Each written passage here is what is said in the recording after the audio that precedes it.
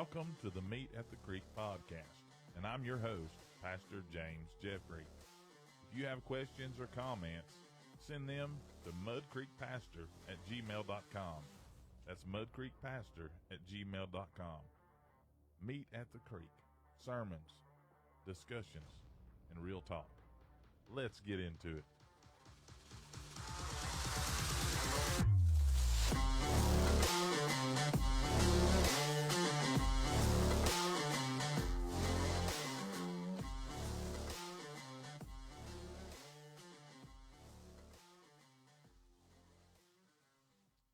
All right, everybody, welcome into the Meet at the Creek podcast. I'm your host, Pastor James Jeffrey, joined alongside tonight, Mr. Rick Roden. And Rick, what is your official title? Director, President? President and CEO. President and CEO. That's it. Officially of the Mountain Lakes Chamber of Commerce. I always keep wanting to call it the Jackson County Chamber of Commerce because that's what it used to be called when I was a kid. And that don't seem like so long ago. It doesn't seem like long ago. We rebranded several years ago when we landed Google and became the Mountain Lakes Chamber of Commerce, and it was a great rebranding for us, and it was a good move, and we experienced a lot of growth because of it. But I'm right there with you. I've been with the chamber 31 years. It's been blows my mind. A hot minute. The only person I think who's held their job longer than you is Greg Bell. You're right. You're exactly right. Greg should get an award for that, but he probably tell you. He actually recently got a big award. He did recently get a big award. Year. Alabama Broadcaster of the Year, and a member of the Hall of Fame now. We're really I'm excited for my friend. He if anybody deserved it, Greg deserved it. There's no question whatsoever. I had the opportunity to write a letter of congratulations, and when several people in town wrote it, and when they gave him the award, they gave him all the letters to congratulate him. So well deserved. Yes, it was. I got to write one of those too, and many years ago there was a song out, and I cannot remember who sang the song, but his name was Billy something or another. But he sang a song called I Saw It All on My Radio. I remember that. And, I put that in my letters. That's something I'll always be able to remember. Even when I was away in the military, I would tune in and listen, to the games. I would call home and have my wife just lay the phone down in front of the radio and listen to my favorite local radio people talk. It just felt like being back at home. I think so. It kind of brought you a little bit closer to home being so far away. Yeah, it was really nice. And Thank you for your service. Well, I appreciate that. It was wonderful, being away from home, no matter where you're at. Sometimes you just get homesick, and there's just no place like home. And I know a lot of people I knew, probably just like you. They grew up other places, moved off, and that became home to them. But this area has always been home. For me, Mud Creek has always been home for me. I basically grew up right down here by the creek. Really? Yeah. Well, I wouldn't, as the old saying goes, I wasn't born and raised here, but I got here as fast as I could. That's right. I've been here 36 years, so I've been here a long time. Well, you have been here a long time, and I've been here since I was born, and I just barely got you. Yeah. Well, I was raised in Huntsville, so really. We moved there 1960 when I was 6 years old. So went all the way through school, graduated from Lee High School, then went down to the University of Alabama, moved back to Huntsville, but then I left and been here for 36 years. So. Lee High School's changed a lot since you've been there, I guess. Yeah. Well, the old Lee High School is no longer even there. So they've torn it down and they built a new one. But I was in the largest graduating class. We had over 600 people in my graduating class. So that is changed a lot since I was there. That is amazing. I thought Scottsboro was huge when I graduated. We had 208. Man, it was amazing. I thought this thing is never going to end, and now to know that there was one 3 times as big as ours. Whew. We actually graduated at Milton Frank Stadium. That's the only place in town that could hold us. That's a big old Billy Dean. That was it, Billy Dean. I watched it all on my radio. Yep, I remember. I knew his name was Billy, but I couldn't think it. James Sanders, I appreciate that. We got a lot of folks tuning in already. Christy, Dorothy, Andrea, Jonathan Beatty, Deanne Golden. Maya's listening. Oh, okay. Lydia's daughter. I told Lydia to tune in. She gave me some questions for you, by the way. Nothing too hard. Just some little quick talking points. I don't know if you got to watch any of the podcasts so far, but kind of the way we do things, Rick. This is not personal, and I don't get real heavy. but I think it's important for our community, and I do have a pretty good. It's not a great fan base, I guess if you call it, but good following. We do have a decent following, and it's small time for me. But most of the people that I know, when I started this, they didn't know anything about how local government works, how our marketing stuff works, how our tourism works. They didn't know how the city government, or the county government, or the state government really works. They didn't. So we've interviewed teachers, politicians. I think it's fantastic. It's been very eye opening for me. Last week we had the sheriff on, and man, that was fabulous. It was one of the best shows. When I had Kenny and Brooke Hill on, that was a very well interactive. Yeah. I mean, people really interacted, and so a lot of folks may be some people call me, and I'll read them to you if we do. Roger and Michelle Brandon. Roger says, hello, Mr. Rick. Well, hey there.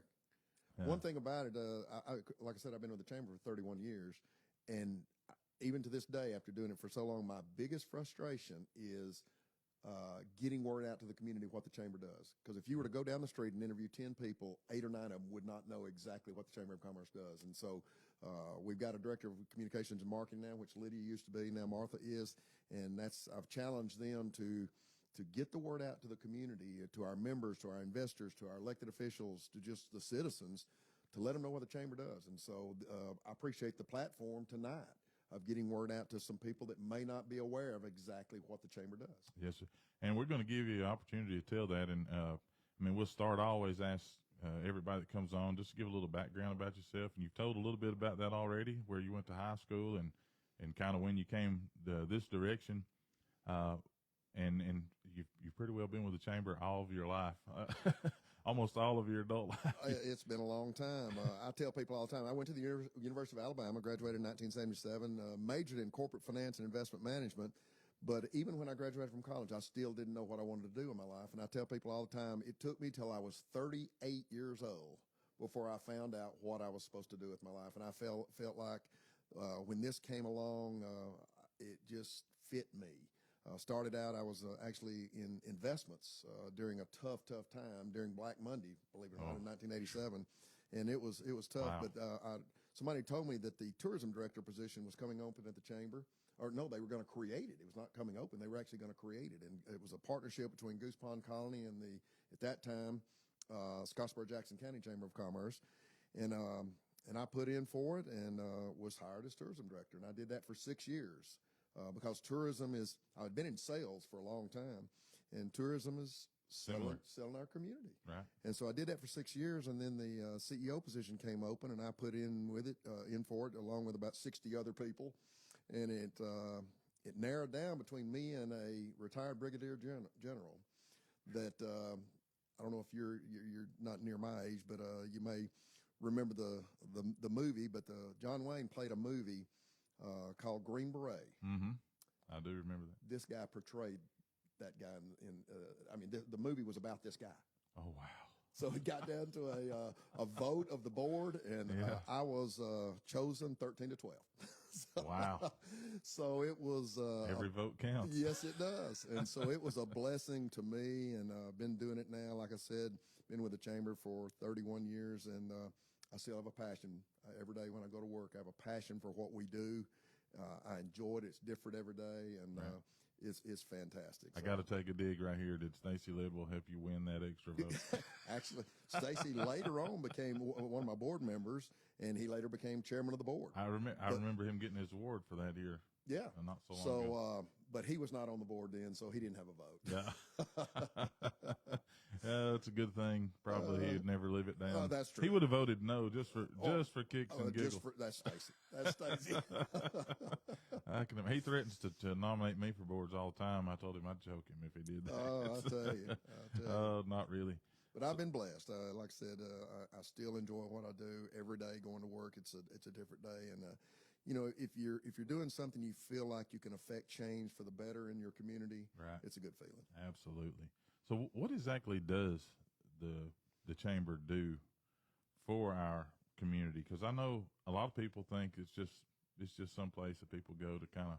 I used to think this. That's how I know. Social club? Yes, and it was just someplace people go to have their name affiliated with other big names.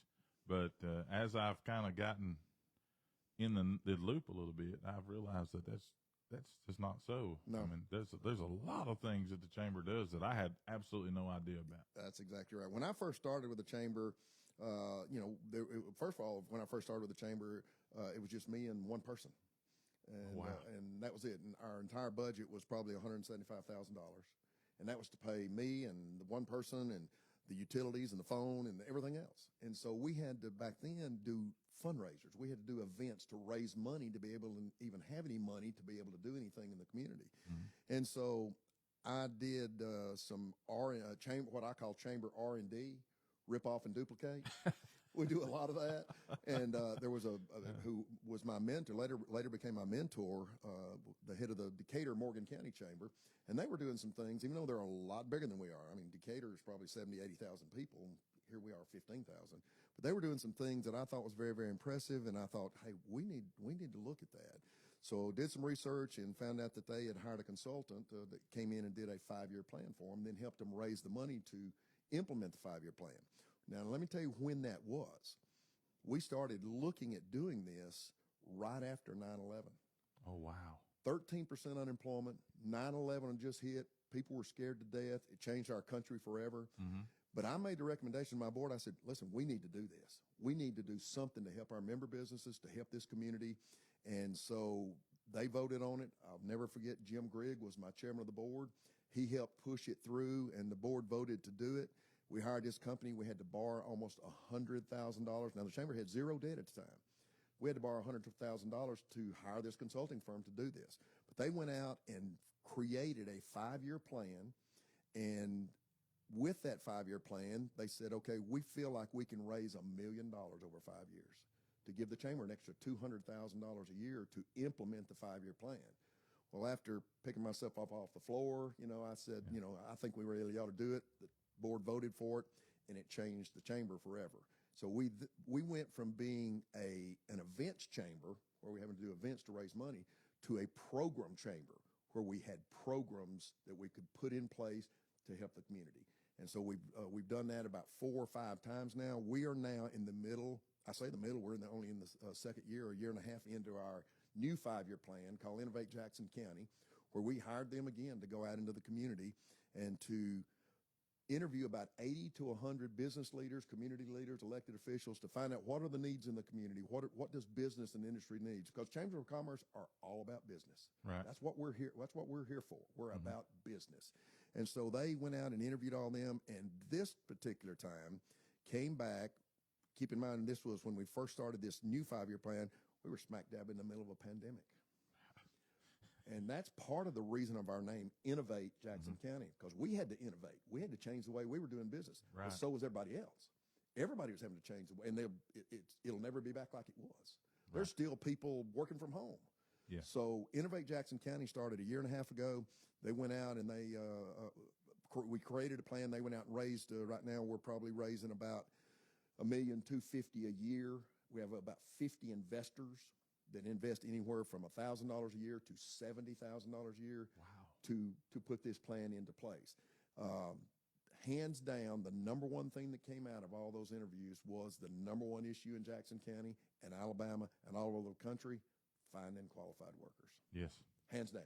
I was actually going to ask, when you finish there, where I know with the new businesses that Scottsboro's recently got, that seems like, Whataburger came in, everybody was like 24-hour burgers. And I thought to myself, where are we going to find the people? You're right. The people who are willing to go out there and do that. And some can't. We have a large family sector. I don't know how else to say it, but there's a lot of, moms and dads that are already working. One parent works one shift, one parent works the other shift because child care is astronomical.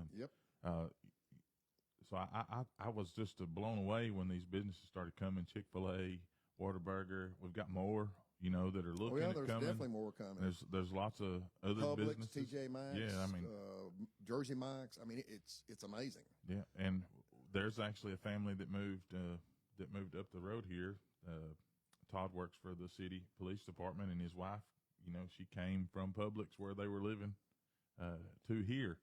And I thought to myself, that's the only way they're going to be able to fill all these positions is to find people outside of the area that want to come, that would like to move, relocate. And, of course, me working in sanitation, I see it a lot. We get those phone calls, people that are coming here from North Dakota, South Dakota, Idaho, everywhere, Washington, Oregon, California, New Hampshire. I mean, they're just moving in from all over the place now. And it just blows me away. Yeah.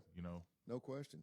Well, the thing about it is we hired about 4 years ago, I hired Nancy Griggs, who is at Northeast Alabama Community College in the workforce development program out there for 17 years. And prior to that, she was in HR. Mm-hmm. She was looking at retiring, and I called her and asked her to lunch one day, and she thought, hey, I've been working with her for years as a partner. And she said, oh, he's taking me to lunch. Well, I had ulterior motives. I was going to hire her. Yeah. So I offered her jobs, and thank goodness she came, and probably one of the most plugged-in workforce development people in North Alabama. But I challenged her. I said, our business and industry need workers. We got to uncover every rock in Jackson County and try to help them. We had to implement programs. But what's unreal is right now the unemployment rate is 2.2, 2.4%. Well, that 2.2 or 2.4%, they're not going to work no matter what. Right. That's just the way it is. Mm-hmm. But the unemployment rate's not what is important anymore. It's the participation rate. And right now, the participation rate in Alabama is 57%. That means 43% of the adults in the state of Alabama just ain't working. In Jackson County, it's worse than that. It's less than 50% of adults that could be working are working. I don't understand that. You don't understand that. No. We go to work every day. Our government didn't help us a whole lot during the pandemic when they gave them an extra $600 a week to go home. Yeah. And we had our business and industry telling us that people come to work breaking rules just to get fired so they could go home and draw $885 a week. Wow, man, so it was an issue. And then after that, they gave them a $300 per month per child tax credit. And so a lot of them stayed at home. A lot of them are still at home. So we're trying to get a lot of those people back in the workforce and get that participation rate up. But what we had to do is, Nancy and then the chamber, we had to look at how are we going to help our business and industry find workers. So we started putting some programs together. Tell you about a couple of them that are just taking off, and they're very, very successful. One is we realize we're going to have to learn to grow our own workforce. So let's look to our youth. So we helped started a Jackson launch. And again, it was a chamber R&D. There was a place across the middle of the state or so that was doing this program. They called it Tiger Launch. We brought it over here and we implemented it. And what it was, it's kind of a co-op program for high school students, 16, 17, and 18 years old. So we got with our business and industry and we started showing them how they could hire high schoolers. And we literally had industry said, we can't hire teenagers. It's against the law. Well, it's not against the law. And we brought in the workman's comp people from the state, and we showed them if you could hire 10-year-olds, and there's no law there that prevents you from hiring a 16, 17, or 18-year-old. You may have a company policy that's against it. And sure enough, they started looking into it. And a lot of our industry said, yep, it's a company policy. We can't do it. So we literally showed them how they could start hiring some of these high schoolers into potentially career jobs, start them off on the bottom floor and let them work their way up. And some of our local industry changed their policy to be able to hire them. And we literally had Johns Manville, perfect example, hired some from Scottsboro High School at 17 years old. They graduated this past spring. They're now in a full-time career. Wow. So we're growing our own workforce. That's and now awesome. There's hundreds and hundreds. There's probably 125 companies that are in this program right now. Wow. Over 1,000 students. Isn't that amazing? And so we're trying to grow our own workforce. Second one we looked at is a program that we wanted to start as a second chance towards success. So we partner with Life Resource Services, and there's people out there that either made bad decisions, they dropped out of high school, they don't have a high school diploma, they don't have a GED, they job hop, they don't stay in any career, or they've made some really bad decisions and they've been incarcerated. They've gotten on drugs, which most of the ones in jail have gotten on drugs. There's a lot of talent in county jail. Yes. But there's a portion of those people that really want to get their life back together. Right. They're wanting to straighten up and live a normal life. So we've got them into a program. We're into our second one right now where they can go through. They have classes. They teach them safety. They teach them financial management. They teach them right decisions, right choices and consequences. And now we're placing some of those people into jobs. And I've got one particular guy that we got him a job at Winslow Metal. Mark Peppers calls me on a regular basis and said, send me more just like him. He's the best worker I got. Yeah. So I have one of those guys here that, he hadn't had any breaks, and he's just the kind of guy you're describing. Finally, a company, L&L Lumber, when they were here in Scottsboro before they really shifted to Huntsville, took a chance on him, hired him, and now he's a supervisor for them. Absolutely. And he drives back and forth to Huntsville every day to work. And I thought to myself, I would love to get this guy. I would like for him to work for me. Absolutely. He's the kind of guy that you can depend on. He shows up. You don't have to worry about him doing his job. He just needed a break. He needed a second chance. Yeah. So it's a great program, and we're continuing to move it forward. And it's rewarding to see some of these people get their life back together, and you had a small part in it. Then another program that we're really excited about is if you start looking at statistics, there's lots of jobs out there that a woman can do, but she's never been. Women have never been exposed to these jobs. Give you an example: construction. You know what % of construction workers are women? I have no idea, but I think it's low. 11%. Wow. 11%. So there's not a job out there that a woman can't do. So what we created was a pink hard hat women and girls in CTE, career technical education, construction, and manufacturing. We kicked it off last spring with both the Scottsboro City and Jackson County schools. 30 girls signed up for it, and 26 of them wound up participating. Our first trip was to West Rock, and we took them out there. We let women that are working at West Rock talk to them, gave them a complete tour of West Rock, and they came back and their eyes are this big, and they said, wow, we had no idea. Well, we started out this semester, 96 girls signed up for it. Man. And so we did our first tour at USG. We had to split them up into 3 or 4 groups to tour USG and talk to the women that were working there. And again, these girls are blown away.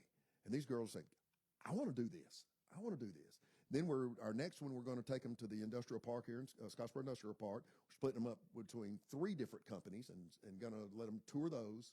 And then we're going to do one at the Kevin Duke's Career and Innovation Academy, where we're bringing in all the construction companies into there to talk to these. And these girls are being exposed to careers they would have never even thought about. Man, that's amazing. And they can do it. They Right. can do any of them. And so we are so excited about that program at 96 girls. And then another thing we're super excited about is we heard about a thing called U-Science. And most people's never heard of it. But in the schools now, they give a test called Cooter. And it's designed to find out what are your interests. It's kind of a aptitude type thing, but it's what is your interest. Well, we found out about U-Science, and what U-Science does is not only test their interest, but it's through brain games and all types of things that they do. What are you good at? Because a lot of these tests that they've been given in schools in the past, find out what you're interested in, but what you're interested in, you may not be worth a flip at. Right. But this test, what are you good at? And then there's a cross section. What are you interested in and what are you good at? Then it literally gives you the careers, and our companies, our Jackson County companies, can list their jobs that fit that student. So this, Wow. and it's done, test 7th through the 12th grade, it's done. Well, it was going to cost a good bit of money, so we reached out to Google. Google gave us a $57,000 grant to fund U-Science in our schools, 7th through 12th grade, Scottsboro City and Jackson County, for 3 years. We're in our first year. Wow. So this is a game changer Yes, sir. for our students, because not only does it find out what are they good at, what's their aptitude, it also gives them a curriculum that they can take throughout their school career to fit that job. So there's kids taking tests and saying, I didn't know I was good at that. And then they start adapting their study toward that type of a career. So I think it's going to be a game changer. Aren't other countries already? They've been doing that for, I think, like China, Japan. Those places have been doing that for decades. Yep. And, sometimes we sit around in the South thinking, this is America. How are these people getting ahead of us? But that's really how. That's exactly how. And my grandfather used to tell me that all the time. That's the problem with education. The way it is they push college on you, and they ought to be pushing, pushing you into technical careers and hands-on jobs. Drastic shortage of CTE, career tech. Drastic shortage, and guess what's paying better than anything? Right. Those jobs. Yes. And not only that, they're coming out without $100,000+ in debt. Right. Mike Huckabee said that one time. I heard him speak over in at a place in Georgia several years ago, and he actually said that. He said, you young guys that are looking for ways to make yourself valuable and prosper as you get older, invest in yourself now by learning a trade. You better believe it. You can be your own boss. You'll be your own CEO. You make your own decisions. You work your own hours. But if you're willing to work, the ceiling's as high as you want it to be, and the future's as bright as you want it to be. And that's the reason I'm so excited about the Kevin Dukes Career and Innovation Academy. I'll never forget, I was pulling up to my office one day at the chamber, and it was early one morning, and I pulled in. I always get there before anybody. And I pulled in, and noticed a vehicle pulled in right behind me, and it was Kevin Dukes. And he rolled down his window and said, you got a little bit of time? I said, sure. He said, follow me down to the Board of Education. So I followed him down there, and we went in a room, and it had this big table, and he rolled out this big, huge architectural rendering of what is now the Kevin Dukes Career and Innovation Academy. But when he rolled it out, I'd not heard anything about this at all. When he rolled it out, I said, wow. And he said, that's exactly the response I want. I want parents to ride by this school, and they say, I want my kids to go here. This is a game changer. Now, I'm a lot older than you are, but back when I was growing up, tech schools is where the rednecks and troublemakers went. Absolutely. Everybody trying to get out of regular school. That's it. And so, therefore, it's gotten a bad rap, and it's got, unfortunately, a bad reputation for many, many years. We've got to get past that. Right. And so that's exactly what Kevin Dukes wanted to do. And I hate that he didn't get to see his dream come to fruition, because that building's there because of Kevin Dukes. Right. And I respect the board for voting to do that. I certainly respect them for naming it after him, because it's so worthy. But what they're doing in that school is a game changer also. There is equipment in that school, in the Kevin Dukes Academy, that is nowhere else in any high school in the United States. And they're training these kids on that. That's awesome. And this is going to be a game changer for our business and industry, for those students in Jackson County that are all of a sudden going to be exposed and have an opportunity to go into the career tech fields and make a lot of money. Yeah. And I might be wrong, but I do believe I'm correct in saying, for the first time, I know the city of Scottsboro's population eclipsed 16,000 this past census. And the counties went up as well. Oh, yeah.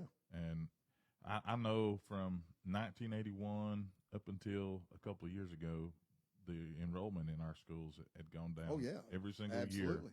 We were losing kids to other places. But right now, that's changing. I think you're going to start, for the next several years, start seeing it tick up all over the county, both the Scottsboro City and Jackson County schools. Of course, the thing about it is you always look at things. We certainly want it to do that. It's creating a few issues. We do not have enough housing in Jackson County. Absolutely, we have a housing shortage in Jackson County. That's something that I know to be a fact. I mean, what we do with the solid waste industry, the county is experiencing the same thing as well. The roll-off business. I mean, we're constantly having to order more, and because they need them. These construction companies, demo companies, they're tearing down old stuff, building new stuff, and they're constantly needing roll-off containers for their debris. And the new houses that are going up all over this place. I mean, the island at Goose Pond. Every time you go out there, there's new construction. There's probably 30 or 40 projects going on all the time for the last couple of years. Yeah. And now that's branching out into other areas in the county. I was out, my wife and I went to a wedding the other day down Lacey Spring, and we got off in New Hope. And as we started around through there, it's been a long time since I've been down that way. And I told her, I said, I can't believe this. All of this used to be just farmland. Oh, yeah. And now there's houses every 150 feet down through there. So that let me know. I said, it's not going to be much longer. What we think is heavy right now, it's coming this way. Oh, it's known. In fact, Huntsville has moved in every direction, north, south, and west, up until recently is now moving east. And it's amazing, and we're going to see a lot of that growth come our way. And with our two great school systems, I think that's going to be a big plus. But one thing that, of course, the pandemic was one of the worst things that ever happened. But one thing it did, it showed a lot of people, I can live anywhere I want to live and still work on my job. Right. So would you rather live in a big city that takes you an hour to get to work? Or would you rather live out in the county or out on the lake or in a smaller town that's a little slower paced and that's beautiful? Mm-hmm. And there's a lot of people realizing, hey, I can do that. So I think we're getting a lot of that. There's people literally buying things. I talked to Mayor Rick Hanback here a month or two ago, and he said there's people buying bluff property sight unseen from California and everywhere else. Yeah. So I think we're going to see a lot of growth. The retail growth that we're having is going to be a great quality of life enhancer that's going to attract even more people. And so I think the growth that we're about to see is going to continue for many years. Again, we've got to make sure that we have the housing to be able to handle that growth. Because we want if they're going to work here, we certainly want them to live here. We don't want them to live in Chattanooga. Right. Yeah, that was the one thing I worried about when Google came in. Yep. Because everybody talks about, Google. Well, one, you had to keep in mind it was a data processing center. It's not like a Google store, or someplace. There are a certain amount of jobs, not as many as everybody hoped there would be. But I was concerned that the people who would be full-time employed there would be driving in from Manchester, Murfreesboro, Chattanooga, other places. And I thought to myself, it's great, but for what they're going to require from their employees, I wasn't sure that Jackson County had it. Yeah. So I was concerned about that. But it's actually been it's not been as bad as I thought it would be. No, not at all. And Google's been very, very beneficial for us to have here. Oh, there's no question. I was very skeptical about that when it all first kind of happened, but it's not as bad as I thought it was going to be. In fact, the guy that's I don't know what his technical title is, but the guy that's basically running this data center is from Stevenson. Yeah. So which is great. But they also incentivized a lot of their people to live in the county where their data center is located. So Google did a lot of positive things to help us. Tell you a quick story about Google. When they first announced that they were going to be here, we started doing some research to find out. I thought it'd be a great idea if we would visit a data center that's located in a place that looked like Scottsboro and Jackson County. And so we did some research and found out that Lenore, Caldwell County, North Carolina looks a lot like Scottsboro and Jackson County. Mm-hmm. Size-wise, it's in the mountains up there. And so we started putting together a local trip with the local leaders to go up there. And Google found out about it, and they loved the idea. They said it had never happened before in all their new data centers. So they literally took over the planning. They lined up all of our meetings with the mayors and schools and hospitals and everything so they could tell us what to expect because of a data center moving here. But also TVA loved it because TVA helped recruit Google. Mm-hmm. And so they literally flew. There was 18 of us, 18 local leaders. They flew us up there on 2 of their corporate jets, TVA jets, to visit Lenore, Caldwell County, North Carolina. And so we got up there and they treated us like kings up there. It was amazing. But we got to ask all these questions and know what we needed to do on our end to be prepared for a Google data center to locate here. That's awesome. And so, and I still expect, of course, Google's very private. They don't tell you a lot, but I still expect a lot more things to happen out there. I don't think they're done growing. Yeah, that's great, man. For me, I was telling you before we went on the air, I have 3 children. One of them lives in Augusta, Georgia. My son-in-law is in the United States Army. He's in their cybersecurity program, and he went to college. He had big high hopes of being a video game developer, so he went and got a degree in that. So he understood that stuff. But then reality set in. He had to pay tuition. Absolutely. So he joined the Army. They stuck him in the infantry. He applied or was accepted into the airborne school.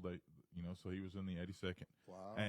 But he never gave up on his dream. His dream. He wanted to be a computer programmer and a software developer. So he's getting to do that stuff part time. But the Army has afforded him now a lot of training.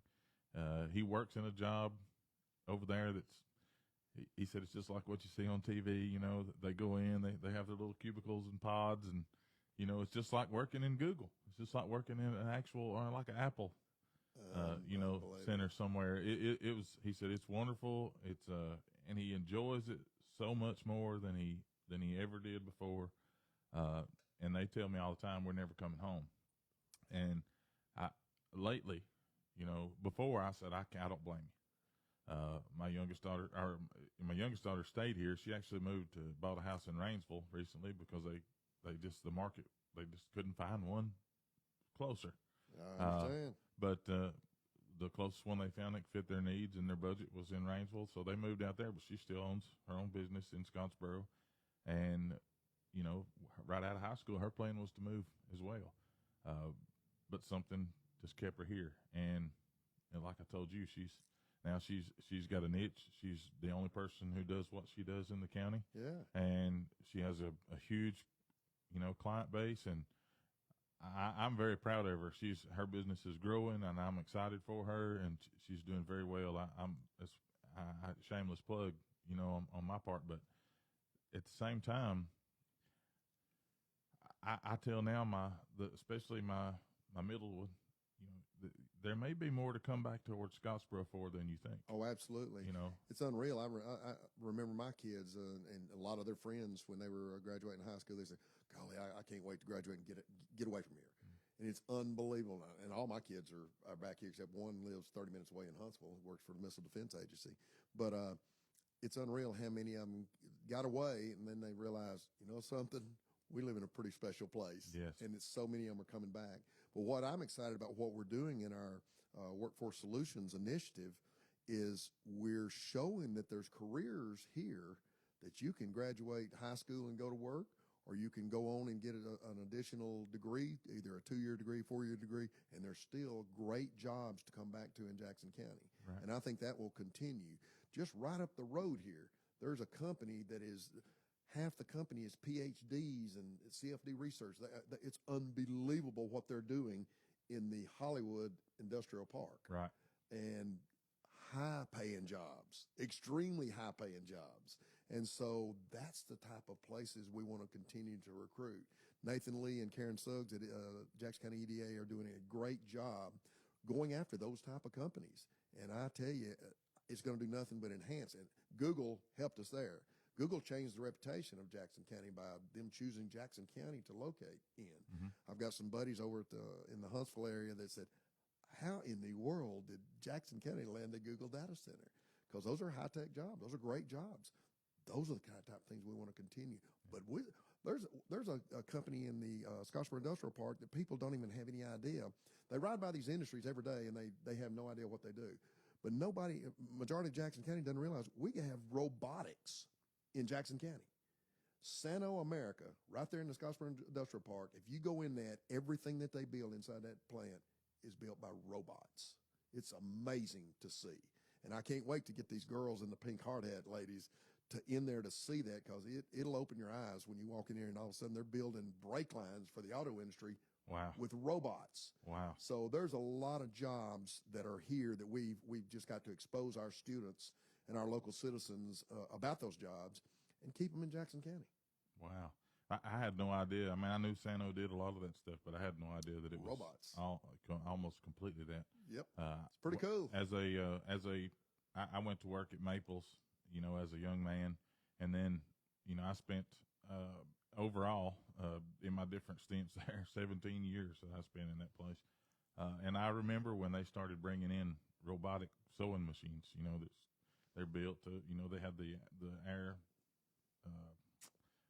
Like where they suction the rugs down, and then they had a robotic arm come down, spin them around, and position them around, and then the arm would move them around as the sewing machine would sew. It's amazing. I thought to myself, this will never work, and it didn't work for quite a while, but eventually they worked the kinks out and got some production out of those things, and I was just blown away. It made everybody start to question their own. Oh yeah. You know? Well, the thing about it is one thing about entrepreneurship and one thing about business and industry in America is they've always had to adapt, and they're having to adapt now. And when right now the biggest issue is finding workers.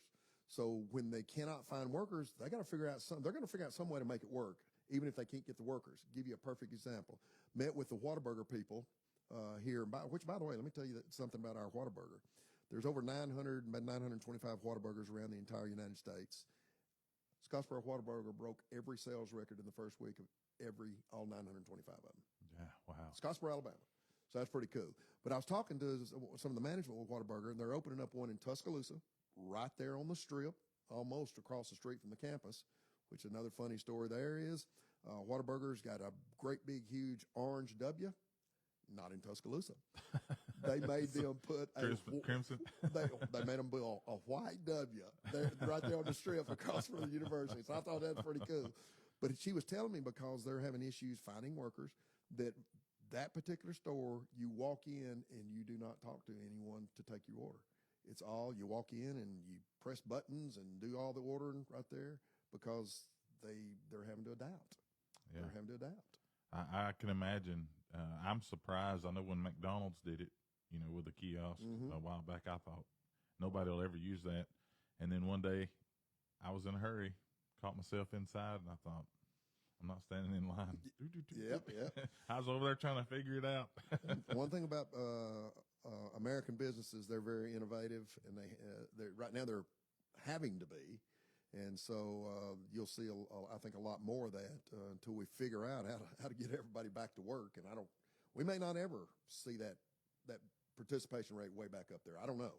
I hope we do, but they're going to be innovative enough to make sure that they can still succeed. One of our viewers, Kim Baker, she says, when I came here from Germany, she was talking about people moving away. She said, I said the exact same thing.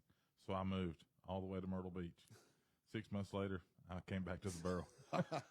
Now, my wife would be the person who never came back to the borough. She would live at the beach. However, I guess some of that would depend on, who's here and what you got to come back for. But I am a guy who loves, if I were going to live anywhere else besides here, it would be somewhere around the Great Smoky Mountains. I'd live somewhere around the national parks, or because I'm a mountain guy. I love the greenery, and I love the air and the sounds. And I'll tell you a funny story. A few years ago, I pastored in Tennessee, just across the state line in New Hope, Tennessee. And when we lived on Cecil Street for years and years and years, and when we sold our house and moved, and I still worked in Scottsboro. I drove back and forth every day, but I wanted to be closer to where I was pastoring. And so I live right next door to the church. If you've ever been back through there, it's like driving through Wears Valley. Oh, yeah. Going back through Which there. I love. That's the way I go in. Yeah, me too. 321 every time. Absolutely. So we get back there, and it's a nice little house. So quiet. We're about 300 feet off of 156, or 300 yards, off 156. Stretch of woods between us. It took me 2 weeks before I could get a full night's sleep because all I could hear was crickets. Those crickets were so loud. And I'd been so used to sirens and 18-wheelers and ambulances and police cars and, the fair and the football traffic and, everything going on at the auditorium and baseball. I mean, it was constant traffic, and I was so used to that noise. It got so quiet that I could not rest. I get it. And so then when we came back to Scottsboro, it was 2 weeks again before I could sleep good, trying to get used to the noise again. Oh, yeah. And, now we've moved out to Hollywood, and it was right back to the same thing. But this time, my wife and I figured out ways to make noise in the house while we were sleeping, so we figured it out this time. But I sleep with a box fan 12 months out of it can be 10 degrees outside, and I've still got my box fan on, and not just for the coolness, because I'm very hot natured, but for the noise, too. So, yes. So that's it. Yes, I used to do the same thing. Now my wife, she's addicted to it, so I don't have to run mine. She runs hers, and that's enough noise for me to sleep. There you go. Well, our 5-year plan for Innovate Jackson County, it's got the 5 initiatives. The first one being, like I was talking about at first, the workforce solutions. The second one is economic vitality, and we've been working on this initiative for many, many years. And now we're partnering over the last several years. We've been partnering with the city of Scottsboro on this, and that's one of them on the chamber side is to to help our existing retail succeed. So we have all kind of programs and seminars and everything for our existing retail to be able to succeed and grow their business. But another part of that has been to recruit new retail. We've been working on that for 10 plus years. Well, just to give you an idea, we've been working on Chick-fil-A for 12 years. Yeah, I remember when that started. 12 years. So now we partner with the city of Scottsboro, and we together have signed a contract with a retail recruiter. Initially it was Next Side, and now it's Retail Strategies, and they go out there and they represent Scottsboro to all these retailers. And like I said, we started on Chick-fil-A 12 years ago, Publix over 5 years ago, just a lot of these, and all of a sudden, and it doesn't happen overnight, obviously. We've been working on this so long, and the city's been working on it so long that all of a sudden we're starting to get some successes. We landed a coffee. What's it? Starbucks. Starbucks. My mind went completely blank. Landed a Starbucks. Dunkin' Donuts is then coming. That's right. Then all of a sudden we landed Publix, TJ Maxx, and Pets Plus, and now Jersey Mike's in there, and the Tidal Wave Car Wash, and all of a sudden Whataburger comes, and Chick-fil-A comes, and Dunkin's fixing to open up, and Five Below is under construction, and it's unreal. We're getting a new Italian restaurant down in where Steve Reno's used to be. The well-restored properties. Yeah. And that's going to be unreal. I've talked to the guy, and he's been in the restaurant business for over 30 years. Used to run a Bravo. Oh, so wow. He knows what he's doing. Yeah. So all of a sudden it's exploding, and what we're hearing from our recruiters is when you land a Publix or a Chick-fil-A or a Starbucks, all of a sudden there's other retailers say, wait a minute, if they're in that market, we need to be in that market. Yeah. So we're going to see more and more in the coming years in the retail arena. And so this one's has been we've been investing in economic vitality for a lot of years. Well, it's finally paying off. So we're excited about that. And I think we've just begun. I want to ask you a question. You don't have to answer it. You're under no obligation to answer it, because I can put people in a terrible spot accidentally. But I've been hearing about a steakhouse wanting to come to Scottsboro and can't find a place. I don't know if that's true or not. I've been hearing it is, but it is not so much about the particular restaurant, but how difficult is it for these places that want to move in to find land, to find places that suitable for them? That it's very difficult. Some of the land that we've been trying to develop or get developed for many, many years are owned by private owners, and sometimes they see it and they ask a price that won't work. The numbers won't work. We've had several that looked at some locations here on Highway 72, and because of the price that was being asked for the piece of property, they just can't make the numbers work. These developers and these retailers, they've got to make the numbers work, because if they can't make the numbers work, they're not coming. Perfect example. Yes, there was the steakhouse that looked at us, and they had a location, and the numbers that didn't work on that was parking. There's no way they could they have to have a certain number of spaces, because they literally got it down to a science based on the number of spaces that they have, how many people are sitting in their restaurant, and then those numbers work to be able to make a profit. So there's a lot more to it than them just choosing where they're going to be. All these numbers have to work. And so we continue to work to attract a steakhouse, and we hope we'll be able to. There's several on the list that are being courted. Yeah, being recruited, and I have a couple of faves. We can talk about that. All right, absolutely. But we will land one. It's going to happen. Don't know when it's going to be, but it's going to happen. And there's some other things in the works. Some names that I'm not at liberty to say right now that are being worked on. But I think we're going to continue to see a good bit of retail growth, because the last 12 to 18 months been pretty exciting. I was privy to a conversation not so long ago from the owner of our Chick-fil-A. I believe she also owns the one at Parkway Place Mall. Well, actually, the Chick-fil-A, you can only own one. Okay. So she actually had to let that one go to be able to open the one here in Scottsboro. Okay. Then that's what she was talking about, I guess. And she said that her sales here smashed. Oh, blew! Just blew away everything she'd ever done there. I told her, I said, you have. I hope you're prepared. And they brought in people from all over the Southeast to help open Chick-fil-A 2 weeks ago today. And I said, you better be prepared, because it's going to blow you away. And yes, there's no question, it blew away Parkway City Mall. Yeah, I mean, it was great. I finally worked up the courage to sit through the line at Whataburger the other day, and I ordered, something that was different. I just didn't want to. I wasn't in the mood for a hamburger, but I got a sandwich, and I looked at the menu and I thought, well, that's a unique looking sandwich. I'll try that.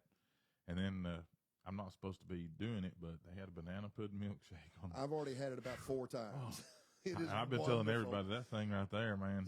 Yes, I had to go home and repent for gluttony. I mean, it was just ridiculous. Yes, and then they said, "What kind of size do you want?" I'm like, "Listen, I'm almost 300 pounds. What size do you think I want?" Yeah, that banana pudding milkshake is awesome. But I encourage everybody. We've been working to get these places for many years and everything, and they come in and everybody goes wild and as they should and goes to eat there. Have a little patience because I mean I've seen people posting they're so slow and everything. Well, Whataburger, they makes theirs from scratch. Chick-fil-A's got a phenomenal system. There's nobody who does it as good as they do. But hey, we've got these places. Let's be excited that we got them. Be prepared to spend a little bit more time in line right now, especially since they're new. But golly, just be glad we got them. Yeah, I am too. And I if anything else, I love the new business because it gives me. I don't have to wait in line as long. But I'm finding now that the kind of things are going back. Everybody has their favorites. I like Captain D's. I still go to Captain D's pretty regular. Absolutely. So when the rush was on over there, man, I was hitting those places that I never like to wait in their long line. Yeah. Captain D's one of the top Captain D's in the country. It is. And so we're blessed. Yeah. And we're going to be more blessed. There's more coming. I had Robbie on the podcast a few months ago, and I've always admired. Copenhagen runs a very, very yes, he does. Good ship. Very consistent. He does, and he does it at all of his stores. He does things the same way, and I've always been very impressed about how he does things. My wife is the manager at the high school lunchroom, and she talks about other people, these different managers and the people that run those businesses around town. She can walk in a place and she can tell you whether or not they have good managers. Oh yeah, without a question. And she always, every time we go in there, she say, when you walk into Copenhagen's store, because it's going to be clean. It's going to be, people are going to be efficient and busy doing things. Very consistent. It's going to be well run, and I really appreciate that. And I love guys like that. I hope that our new stuff doesn't affect them.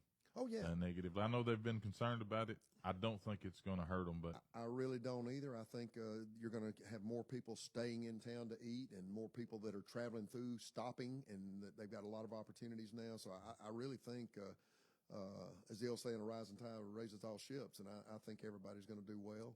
Obviously, when a new place opens, everybody's going to try it the first week or two or first month or so. But I think when it gets back to it, every bit of the people that already have existing business, their sales are going to pop right back up and still be as good or better as it was. Absolutely. Our third initiative that I spend a lot of my time on is public policy and advocacy. And what that is about is, and that's what we do, we want to make sure that our local, state, and federal elected officials pass pro-business legislation and not pass laws that are going to hurt business. This country is founded on small business and business and industry. That's the backbone of this country. So we want to protect them. So what we do, I'm fortunate enough to serve as the Small Business Committee chairman for the whole state of Alabama through the Business Council of Alabama. And what we do is we monitor all the bills that are introduced in committee down in Montgomery. And sometimes BCA will find out, hey, there's a bad bill coming through a committee. We need to kill it. So we can mobilize 120 chambers around the entire state to call our senators, call our representatives and say, hey, that's a terrible bill. That's going to hurt our business and industry. Don't let that bill pass. Or if it's a good bill, on the positive side, that's a great bill. Let's make sure that passes because it's going to help business and industry. So to help with that, we do a Montgomery drive-in. We've been doing it for 30 years since I've been at the chamber, where we put together a Montgomery drive-in. We usually try to have enough people. We'll take a bus down there. It's a 2-day trip. We set up meetings to where we bring in all of our elected officials and all the state leaders and everything to talk to them about our needs in Jackson County, what we're for, what we're against. We meet with, this past year, we met with the governor. But we've been doing this for 30 years, and it's amazing. Well, Senator Livingston reached out to me last year and said, listen, would you help us do a regional Montgomery drive-in?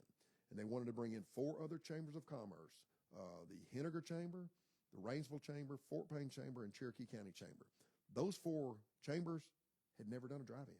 We've done one for 30 years. And so I said I'd be happy to, because I think we got Speaker Ledbetter that's right next door to us, Speaker of the House. And then, of course, we've got our senator and Mike Kirkland, our representative, to put together our regional. We went down there and took 125 people to Montgomery. Oh, wow. And we got to meet the governor, spoke to us, the lieutenant governor, secretary of commerce. I mean, it's amazing who all, you bring in that kind of a number, you can get them to speak to, along with the next day. Had a huge reception and dinner that night, and then the next day we went to the State House to meet with our representatives and our senators. So it's fantastic. It's been very, very successful. We also do, and we're the smallest chamber in the state of Alabama that does this, we do an annual Washington fly-in, where we fly to Washington to meet with our senators and congressmen. Same reason, to go up there and talk about Jackson County, talk about what the needs are that we need them to work on for us. And so we usually bring 25 to 30 people fly to Washington with us every year. I'm fixing to start working on the next one. Probably going to go in March time frame to where we're going to fly up there and we're going to meet with them. Tell you why that's beneficial. We were up there 3 years ago, and we were one of the issues that started to creep up in Jackson County, and we'll talk about this in a minute too, because when I say what it is, you're going to say amen. So one of the issues that we had creeping into Jackson County, especially on Lake Gunnersville, Marshall, and Jackson County, is eelgrass. Oh, amen. Amen. Whew. So we went up there, and we always have about 6 or 8 people talk when we get into each congressional office. We meet with, at that time, with Senator Shelby, then Senator now Tuberville, Congressman Adderholt. Got to know him extremely well. He represents the district right below us. And then at that time, it was Congressman Brooks. And so everybody, the chairman of the county commission, the mayors, utility people always have topics. My topic was eelgrass, the invasive aquatic vegetation. So Senator Shelby, he kind of latched onto that. So he put me in touch with his chief of staff and his staffers, who I knew extremely well, which, by the way, Katie Britt used to be the chief of staff for Senator Shelby. Right. So we've got a great relationship with her because I was on her BCA board for many years. So they started helping us. Well, My Lake Gunnersville was formed. First of all, the Lake Gunnersville Stakeholders Group was formed back in the 90s. And the whole idea of the Lake Gunnersville Stakeholders Group is to work with TVA and to keep, I've always said it like this, if we could keep our homeowners 80% happy with the invasive aquatic vegetation and the fishermen 80% happy, we've succeeded. Homeowners would love to eradicate everything. They like to get rid of every bit of it. Right. Well, the fishermen don't because it's $1 billion fishing industry and it would kill that. Right. So if we can keep them 80% happy, we're good. And it was going great until a few years ago, TVA decided to quit spraying what they call private property. Of course, my argument has always been there is no private property on the water. You put a toe in the water and it's public. Right. But they looked at it a little different. They said if it's private property, if it's a house on the lake, they're going to quit spraying around those. So they told us we have got to come up with dollars to be able to take up in the difference, which they told us need to be able to raise $400,000 to $600,000 a year. Wow. To continue spraying what they've had always sprayed. Now, TVA's now going to continue spraying the public access, public parks, public ramps, cut-throughs, all that type of stuff. Continue to spray that. Now, My Lake Gunnersville has to spray the rest of it, the private side. So we were up in Washington and met with Senator Shelby. So he got to work on it, and we started communicating. So through Fish and Wildlife, he got us $1.2 million. My Lake Gunnersville was formed a few years ago. I'm the co-chair of that, along with Matt Arnold, who's the CEO of the Marshall County Economic Development Council. So we're managing that along with the WET Foundation, which is you have to have a 501c3 to be able to accept money. So we started getting that earlier in the summer. We've spent $400,000 in about 6 weeks to spray private side. So that leaves us about $800,000 or so to do through 2024. And then we basically out of that money. So what we did, we looked at all different ways, where can we find money? And we talked about raising utility bills, 10 cents. TVA kind of nixed us on that. They wouldn't do that. What we wound up doing, we got Senator Schofield and Senator Livingston to go to Montgomery and pass a $5 increase on boat registration fees statewide. And so that was passed about a year and 9 months ago. It's been collecting for a year and 9 months. and it'll continue to collect. Now, it is statewide. Anybody around the whole state can dip into that money for grants to be able to do issues that they might have. But we're the ones that help pass the bill. We got the #1 issue with the grass. So that's going to build up for about another year or so. And so we got enough money to carry us through 24 off the Fish and Wildlife thing that Senator Shelby got. And so in spring of 25, we'll be able to dip into that money through the state of Alabama, the $5 boat registration fee increase, to be able to start spraying and continue to spray the private property in the lake. Wow, that's awesome. But eelgrass is an invasive species. It exploded 3 years ago. TVA is still studying to find out why. It's bad. As you've been on the lake, it's bad. So my Lake Guntersville is working very, very hard to try to address this issue. Tomorrow morning, I'm going to be down at Murphy Hill. TVA is having a media day, and we will be talking about it. TVA will be talking about it. A week ago, last Friday, I was up in the TVA helicopter with Joe Rich, who's now on the board of directors, and I've known Joe for 25 years. He's fixing to be chairman of the board for TVA, to show him how bad it is, and it's bad. And it's worse in Lake Guntersville than any other lake on the entire Tennessee River, because Lake Guntersville is the most shallow lake on the Tennessee River. And invasive grass grows more in shallow lakes. Right. So that's another thing that we do through the Chamber of Commerce, and I happen to be co-chair of My Lake Guntersville to try to address this issue. So we're working as hard as we can, pushing TVA to do more, to try to make sure we save our lake, and it's such a huge asset for Jackson and Marshall County. Wow. That's in fishing, I'm glad you brought up the lake, because fishing is one of our biggest draws. It's huge. I mean, huge. I know in the sanitation side, we have to plan. We have to schedule our routes and stuff around those tournaments. You can't get down in if you don't go. I mean, we do routes at 2 a.m. Yep. And part of the reason we do that is because of the fishing. The hotels, the boat ramps, everything. So for the public, getting in and out of restaurants, we have to start at 2 a.m. or you can't get in to get, collect trash after the boaters start going in. But man, a few years ago, I was attempting at Goose Pond to empty garbage cans one morning. I just took a video around. I was like, there's no use. Oh yeah. We might well come back at midnight, because we're not going to get this anytime before the sun goes down. We had a huge tournament in town this past weekend. Major League Fishing, the BFL Choo Choo Series, had 150 boats from 17 states. Yeah. Now our biggest tournament, and that's a great segue into our next initiative, which is destination marketing and tourism. But now our largest tournament, we started out about probably 350 fishermen, and now we've had it for 18 years. This past June, the Big Bass Splash had 1,325 fishermen from 27 states and Canada. Wow. So they come in, and the reason we want them to come in, by the way, they don't come in for free. It's competitive. We have to pay them a lot of money to come here, but when they come here, they stay in our hotels, they eat in our restaurants, they fill those big trucks and boats up with gas, they buy tackle, they buy snacks, they buy food. So when they come in, if they're in here for a week or so and they go home, they leave one thing behind: their money. Right. And so that's what we want. And the tourism, just to give you an idea, tourism is economic development. The numbers for 2022, this past year, tourism expenditures in Jackson County was $88 million. Wow.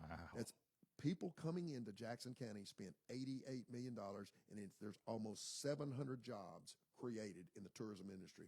That's economic development. Yes, it is. And we want to continue to grow it. That's exactly right. And that's always something that, ever since I was a kid, I heard 2 or 3 things. They said, of course, you're talking to people that were farmers, and they want it to be a retirement town, or they want it to be a fishing town. It's always one or the other. But, we have, I live close to the water.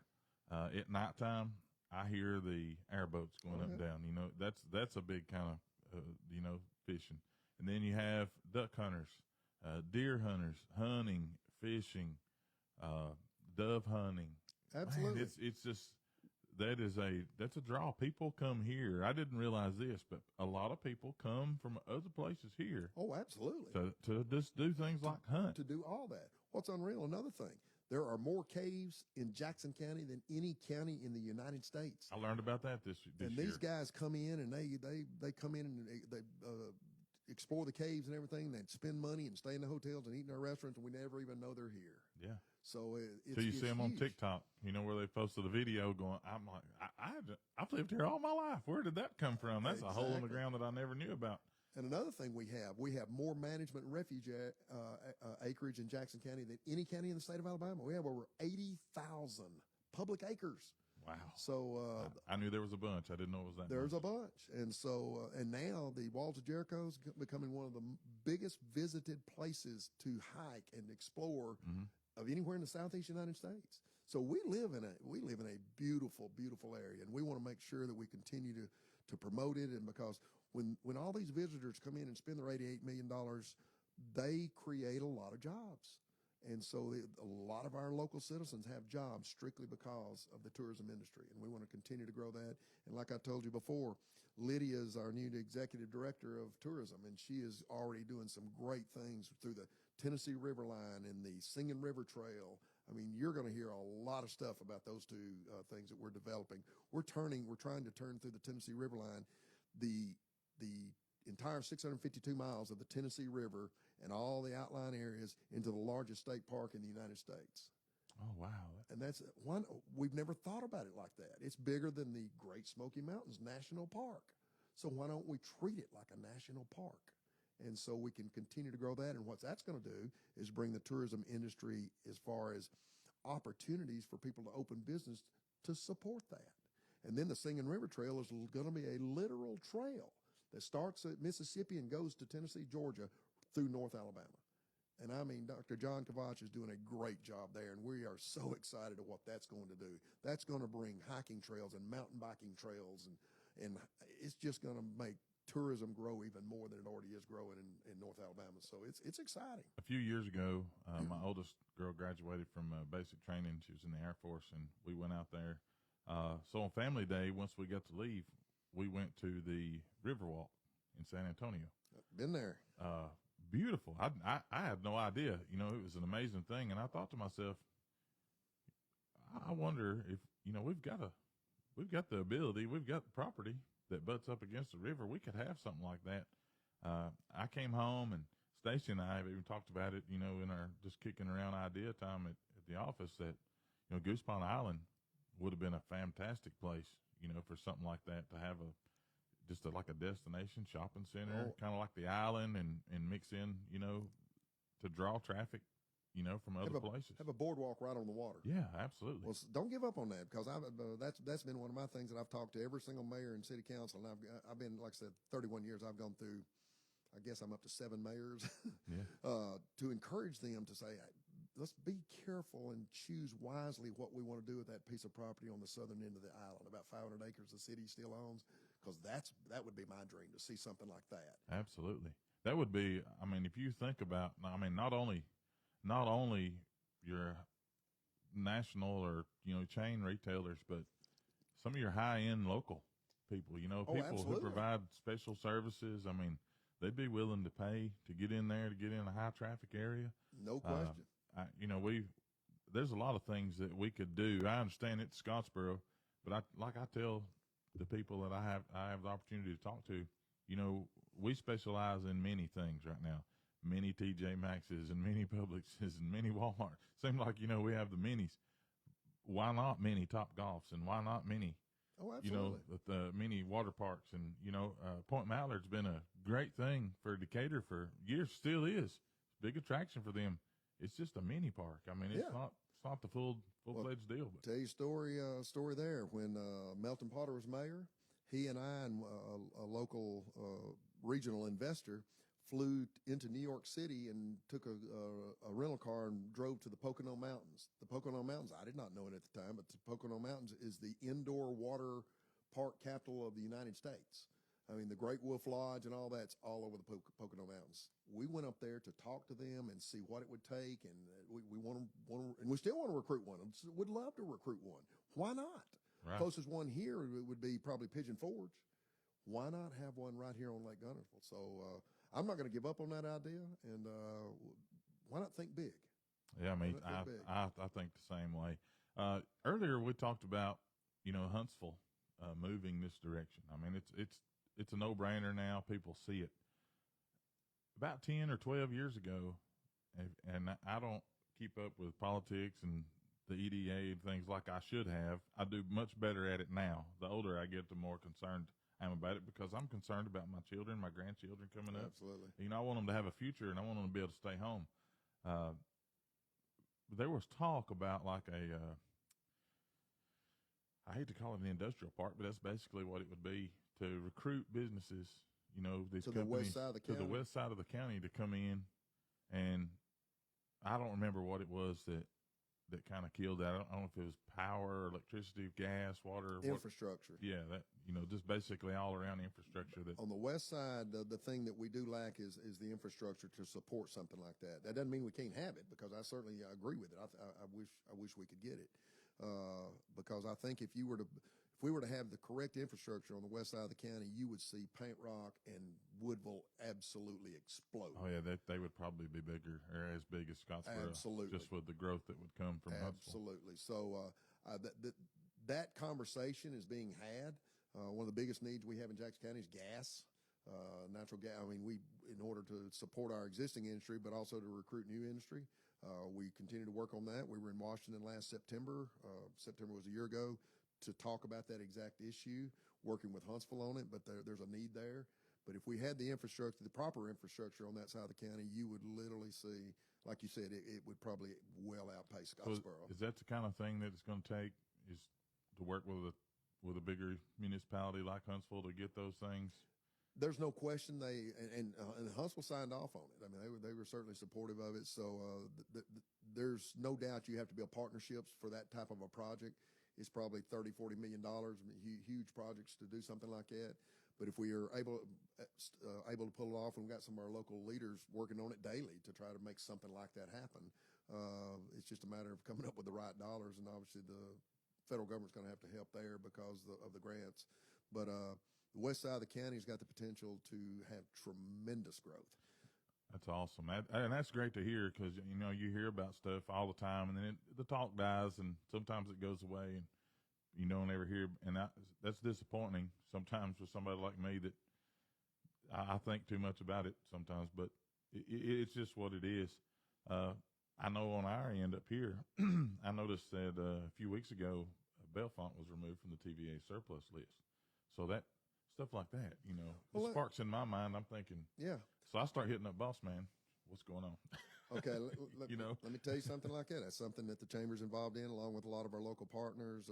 Chairman Nance with the County Commission, Mayor McCamey, Nathan Lee with EDA. That we've been meeting with TVA for now probably a year and a half. When basically the vote was made to where Bellefonte was not going to happen. Right. They were not going to complete Bellefonte. Our first thing was, okay, TVA, what are you going to do with that 1,600 acres? That's a huge site. There's not many 1,600-acre sites available anywhere. 1,600 acres is a lot, mega site type thing. So our thing to TVA was, okay, we want something done out there, because for 50 years it was going to be Bellefonte. It was going to be a nuclear plant, and they were going to build it, and then they weren't. They were going to build it, and they weren't. It was kind of a roller coaster for Jackson County. It was detrimental for Jackson County. It hurt us. So we've been meeting with them for over a year and a half, monthly. And we meet with them and to talk to them. And so there's work being done there. We don't know what it's going to be. We've ran a few things past them, and it was a no, but we're certainly not giving up, and we continue to meet with TVA. Could it be multiple things? Does it have to be just one thing? Could it be? We have absolutely had that conversation. We even talked about tourism type places, recreation out there. So yes, that conversation is being talked about, it being potentially multiple things. They're saying now the highest and best use is some type of power generation. There's been talk about SMRs, small modular reactors, which they're building the very first one. It's unproven technology on land.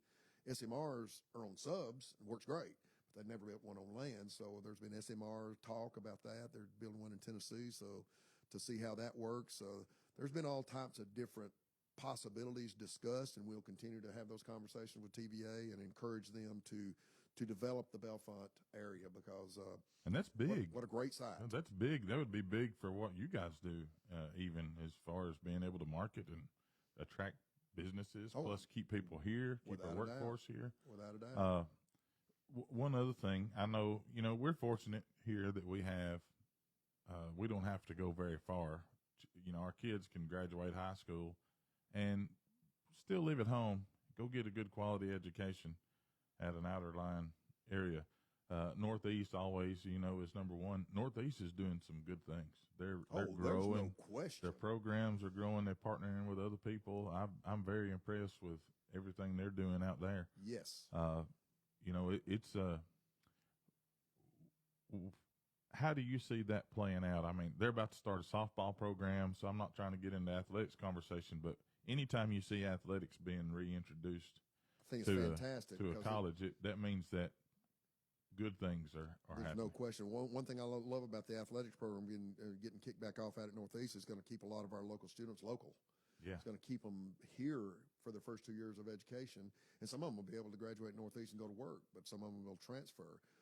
So I love the idea there because there's a lot of fantastic talent in sports in Jackson County, and without having anything out at Northeast, those students are going somewhere else to play ball, right. Whatever it is, whether it's cross country, softball, or whatever, golf.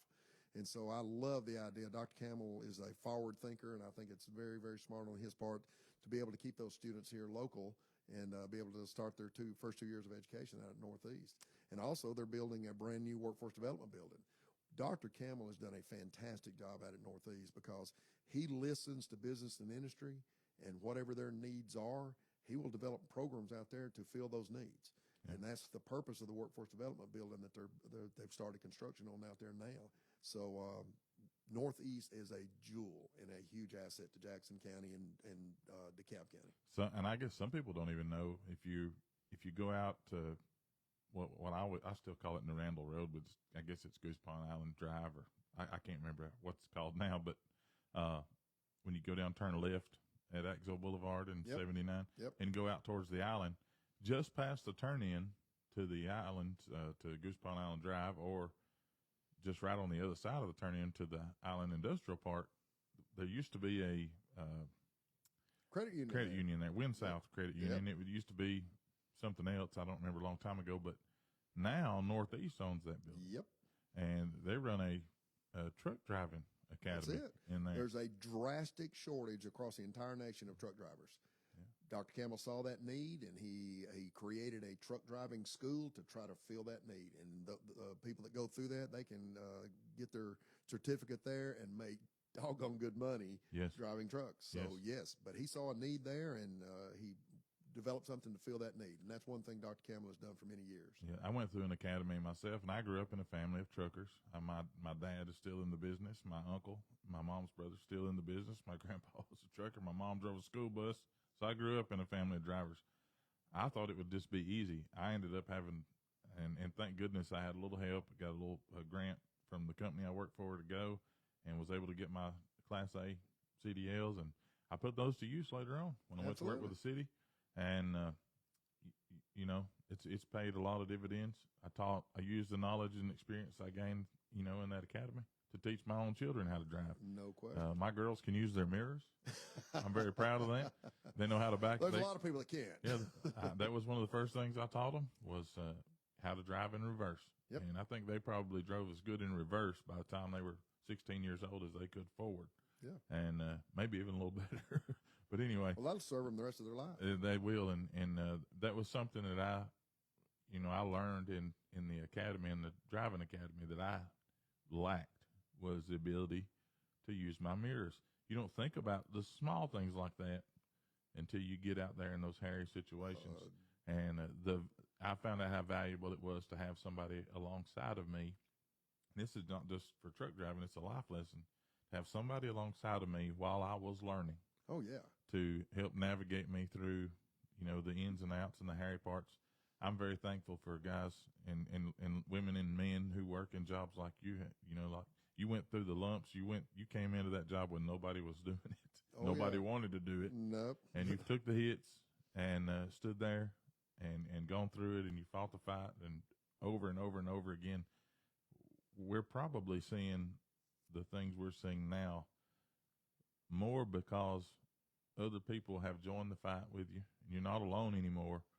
But finally, somebody listened, and somebody said, okay, if we don't change, we're going to continue to shrink, and it's going to get worse and worse and worse. We're finally seeing some good things happen. I agree with you 100%, and that's a great point here. This 5-year plan is called Innovate Jackson County, Power of Partnerships. Because through the years we've been able to build so many partners, and now we've got lots of partners. We got probably the best partnership we've ever had with our mayors and with our county commission and with our two school systems, and with Northeastern Alabama Community College and 50 investors that invest in Innovate Jackson County. It's amazing what you can do with partnerships, and we have definitely built a lot of partnerships. A lot of people have come on board with us, and we've joined forces with them and what they're doing. And I think that's the reason we're seeing a lot of this growth, a lot of these good things happen in Jackson County. I went to a conference. It's been 11 years ago. First time I'd ever went to a religious leaders conference, and I was my first year as a pastor, and I'm there, and I'm the small fish, and I'm just trying to soak up everybody else's wisdom. And I sat in the room with a guy who had grown. I took a church from just a few people, and similar to what I'm doing now, and just grew and grew and grew and turned this thing into just this monster. I mean, it's just huge. And I had an opportunity to sit this close to him, and he's letting people go around just ask him a question. And I said, how did you figure out how to grow? And he said, this is what he said to me. I mean, just without even thinking, there's gold in the pews. Your job's to find it. There you go. Wow, what great advice. And I thought, and I still say that now. People who come in, they say, how can I help? There's gold sitting in these seats. Yeah. We've got to find it. Yep. And when we find it, I mean, we're gonna hit it big. Well, I still, like I mentioned earlier, I had a mentor. I got a mentor early on in my chamber career, and I still, he's actually retired now. He's in his mid-70s, and I still call him. I mean, you can never stop learning from those people that have been through those battles and through the trenches. And now I probably, if I'm not mistaken, have the longest tenure at one chamber of commerce of anybody in the state of Alabama. 31 years at the same chamber. That's not normal. I'll never forget when I first started working for the chamber, read an article from the U.S. Chamber of Commerce, and it talked about chamber CEOs, and it said the average tenure for a chamber CEO at one chamber, 5 years. I said, well, Dad burn, I hope this career would be longer than that. Well, I've kind of blew that away. It got 31 years, and so I've been very, very blessed to have some good boards, some great employees that have supported me and supported what we do, and some great goals that we always said. Our 5-year plan is our program of work, and we try to partner with everybody. So I've become the old guy in chamber world now, which where did those 3 decades go? I mean, the blink of an eye. They go by as fast as the time on a podcast, because we have already went above what I told you you'd have to be. Yeah. Well, let me tell you one other thing here. Go ahead. You take as long as you want to. I'm enjoying it. Our last initiative, Investor Relations, Communications, and Marketing, I've got Debbie Ashburn here. Has been there 9 years now. Debbie is one of the most loved people in Jackson County. Everybody knows Debbie Ashburn, and she has done a fantastic job, and think the world of her and Mike. But part of her initiative is to work with all of our members. She stays in contact with them, and she's the director of membership, and I always forget her official title, but she's kind of my go-to person. If I ever need something done, I go to Debbie. I said, Debbie, I need you to do this. And anytime she hears her office right across the hall from mine, she hears my footsteps coming, she's thinking, oh, God, what's Rick got me doing now? But she is doing great. But a couple of things just being that she works on, a couple of just benefits for being a chamber member. Any company that is a member of the Chamber of Commerce, them and every one of their employees get a discount on AirVac, the air ambulance, just by being a member of the Chamber of Commerce. Now, I'm fixing to say something publicly that I have not said. It's your podcast. It's going to be said on first because it's not in place yet, but we're drawing up the MOU right now with Northeast Alabama Community College. And this is exciting, I believe, to be able to help our students in Jackson County. Any company that's a member of the Chamber of Commerce, their employees and their children are going to get a 20% tuition discount at Northeast Alabama Community College. Man, that is amazing. That is going to be a huge plus. Wow. So we're excited. We're getting ready to roll that out. That's absolutely great. Probably in the next couple of months, so it'll probably go into effect for the spring semester and starting in January out at Northeast. And so we are super excited. Dr. Campbell's willing and more than willing to do that. We're excited to help Northeast, but my biggest thing is going to help our students in Jackson County. Some of them maybe have an opportunity to go to college, go to Northeast that they would not have had that opportunity. So we're excited about that. And that's just a couple of the benefits from chamber membership. So we're working on a lot of stuff. I think this is a way that we can give back.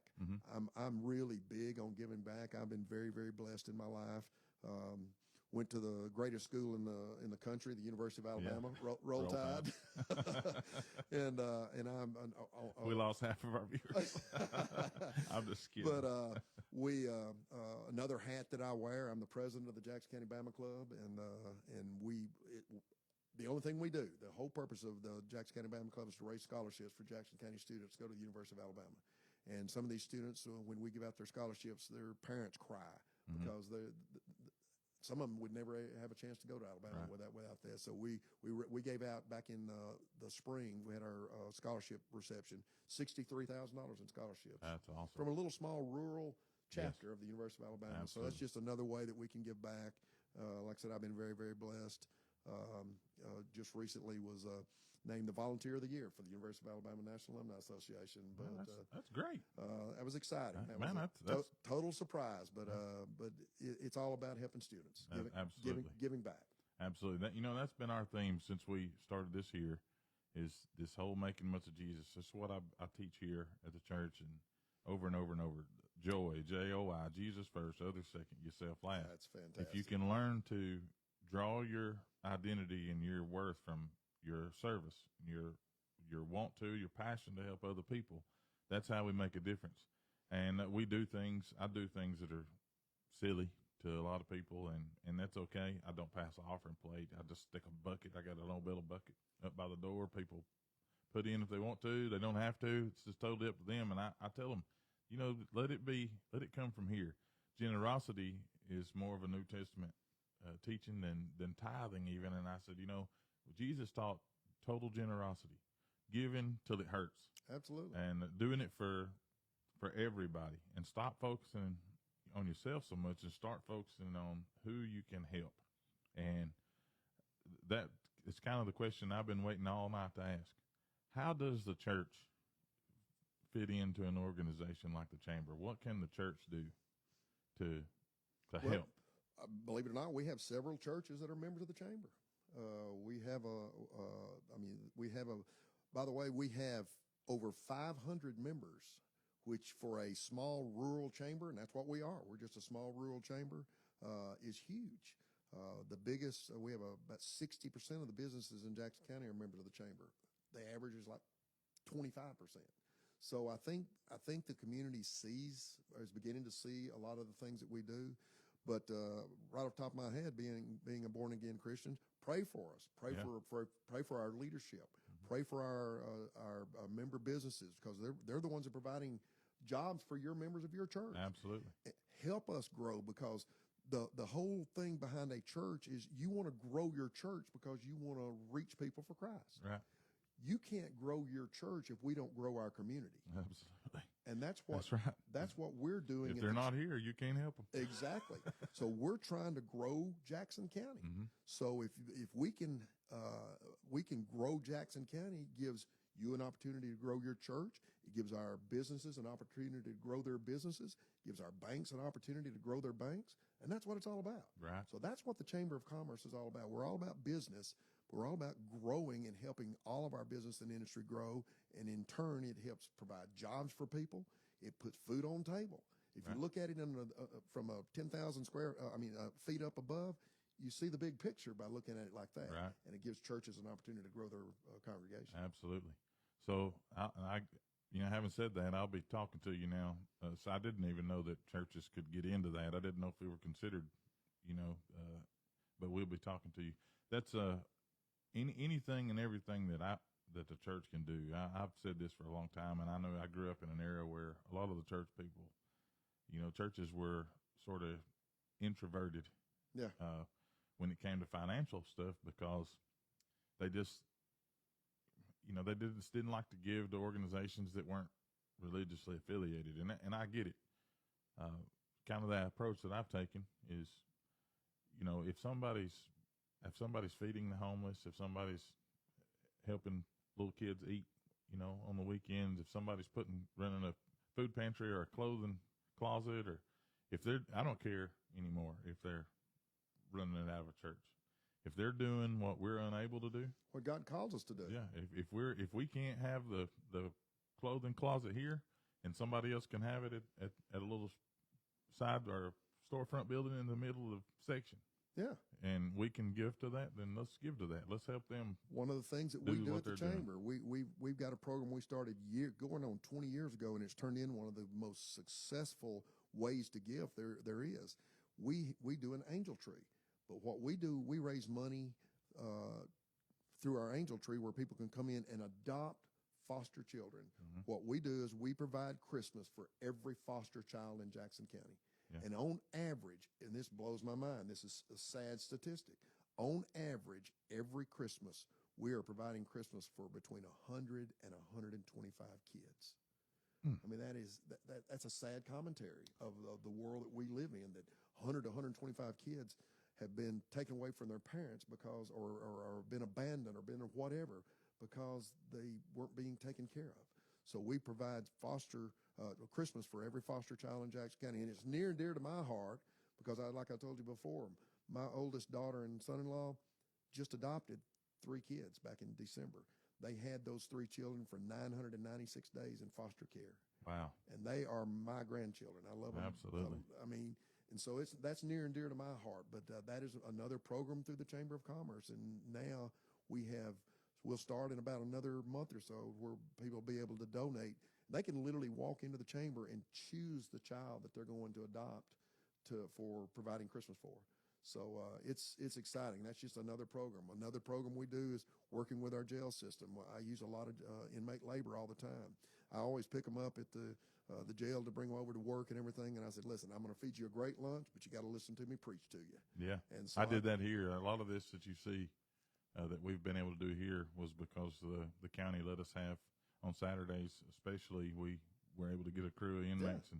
And I'd bring them up here. We would eat breakfast. We'd eat lunch. Sometimes they'd work so long I'd have to feed them supper. I've done that before, but it was a great time. I got to minister to those guys. Yep. I learned a lot from them. I learned about them. A lot of smart guys. Yeah, I mean, they're great carpenters, electricians, plumbers. I mean, they did so many different things to help me. And, I'd probably still be working on this place if it hadn't been for the inmates. Let me end with one last thing, because I could sit here and talk all night. Oh, yeah, me too. Anytime I pick them and pick up any of the workers there, I always give them homework. And I also always have an opportunity to go to high schools and speak at high schools to students and everything. And this is the homework I give them. I tell them, and I said, here's what I want you to do. I said, it's going to take you a while to do it. You can't do it in one sitting. When you go back, I want you to sit down and I want you to write down 100 things that you want to accomplish in your lifetime. Now, when you start thinking about 100 things, it's tough to think about 100 things. 100 things that you want to do. And I always recommend to them, I said, the first thing you should put on that list is to accept Jesus Christ as your personal Savior. Right. And I said, that's the most important thing you could ever do in your entire life. And so I said, I'd put that down if you're not already saved. I said, put things down like, when I get out of this place, I'm going to find a new set of friends. Yeah. I'm going to completely start my life over with a new set of friends, because I preach to them and tell them, you will act like the people you hang around. Right. That's a fact. That's what I told my kids their entire life growing up. Mm-hmm. Choose your friends wisely. Choose your friends wisely. And I said, but have fun with it too. If you don't have your high school diploma, get a GED. But I tell them, I said, it's something magical that happens when you take something from your head and you put it down on paper. Mm-hmm. Something magical happens, because then you start looking for ways to make that happen. But I said, heck, make it fun. Maybe you want to go see the Grand Canyon. Maybe you want to go to Hawaii. Maybe you want to go to Alaska. Maybe whatever. Write it down. Mm-hmm. I said, I didn't start doing this till I was almost 45 years old.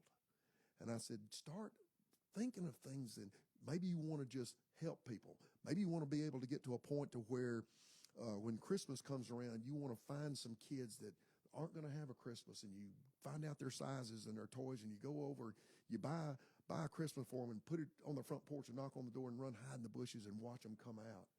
And for the first time in their lives, some of these young kids said, maybe there really is a Santa Claus. Yeah.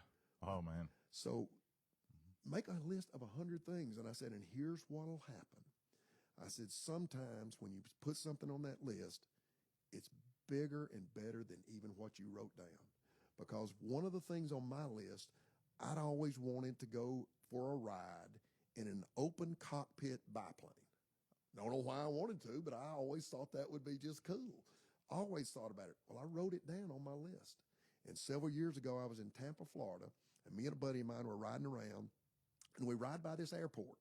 And lo and behold, there's a sign out there, airplane rides, $50. And I immediately slammed on the brakes and went back. I said, that's on my list. So I turned around and went over there, and me and him both put our $50. And I get in this cockpit, no lid on it. It's open cockpit. And the pilot's in front of me, and I'm behind him, and we're riding over Tampa Bay. And I mean, it was the coolest thing. And he told me, get ready because we're fixing to make a turn almost upside down. The G's was unbelievable. Oh, wow. It was the coolest. In a biplane, too. In a biplane. It was the coolest thing. But you got me want to do it now. But then here's what happened. Like I said, sometimes you get even more than what you wrote down. So he said, okay, we're going to head back to the airport. So we're riding back across Tampa Bay, and we're just hair blowing wild. I mean, it was the coolest thing in the world. I saw something out of the corner of my eye, and it was the space shuttle taking off. Oh, wow. Oh, wow. And I thought, oh, my goodness, I would have never thought to put that on my list. So sometimes you get even more than what you thought you were going to get. Absolutely. But there's something magical. And I'll tell these guys, I said, come up with your list. Then what I want you to do, I want you to fold that up, and I want you to put it in your wallet, and I want you to put a list of, just like it on your mirror, I want you to read it every single day of your life, and then start checking them off. Mm-hmm. Checking them off.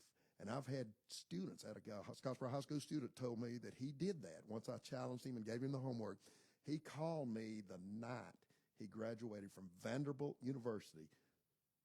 In high school, he said, I want to graduate from Vanderbilt University. And he said, I don't know if I'd have done it if I hadn't wrote it down. So I thought that was the coolest thing. So I give that homework to the guys every time I talk to them, and I just challenge them. And I said, I hope 5 years from now you run into me and say, hey, Rick, let me show you what all I've checked off. That's awesome, man. So it's pretty cool. That is awesome. Rick, it's been a joy to have you on, my man. It has been my pleasure. And we'll do it again. I've been telling everybody next year, and I guess most of my viewers and all, I was telling you beforehand, I got to take off because of my obligations with basketball. The podcast portion I won't be on in November. I'm still going to do some. They're just going to be on. I have to do them on different nights, and I'll just do them by myself. But this is quite a commitment on your part to do this. It is, but it's so much fun, and I'm learning so many things. And people who stay on and watch, they're also learning stuff too.